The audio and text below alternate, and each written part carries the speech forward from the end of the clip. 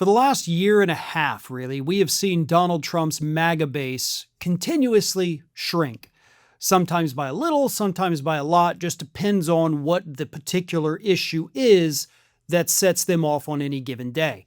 But most importantly, aside from the voters that have turned against him, we have seen more and more members of Congress that used to be hardcore MAGA turn against him.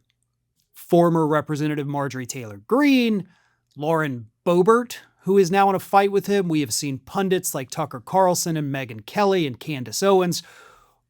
All of this points to an ever-shrinking base for Donald Trump.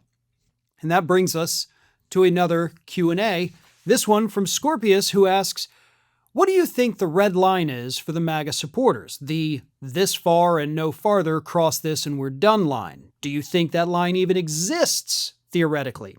While fuel costs seem to be it for some, as the policies are finally affecting them financially, others seem immune and willing to follow him like lemmings off a cliff.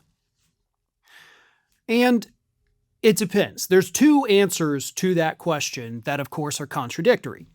Individual MAGA voters, some of them absolutely have those red lines, right? Tucker Carlson, Megyn Kelly, Marjorie Taylor Greene, Iran, gas prices, Epstein files. Those are a lot of the reasons. Affordability, inflation, things like that. We have seen MAGA individuals turn against him over these issues.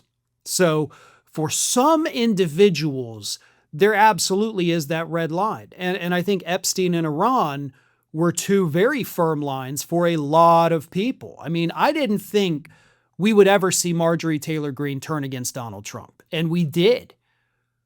And that was because of Epstein. So depending on the individual, I guess, yeah, there's absolutely red lines. Trump has crossed them and they've said, okay, I'm done. But as a whole, as a movement itself, many of these individuals have no line.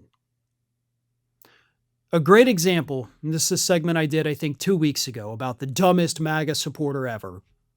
If you haven't watched it, please go back and watch it. But there was this Trump voter, voted for the guy, loves him, and he admitted that he can't afford food anymore, that he and his wife are having to do, kind of involuntary intermittent fasting because they simply can't afford to eat enough meals each day, so they fast. And he admits that, yeah, it's Donald Trump's policies that are making it to where I can't afford food. A basic necessity that human beings, or literally everything, needs to live. And because of Trump, I can't get that anymore. And then he said, but I still support him. I'd vote for him again if I could.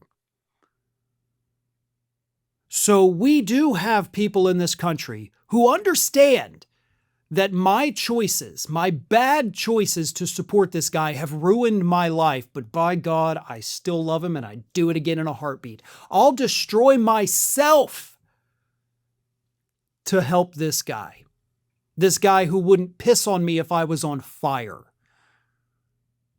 So for many of the MAGA folks, there is no saving them.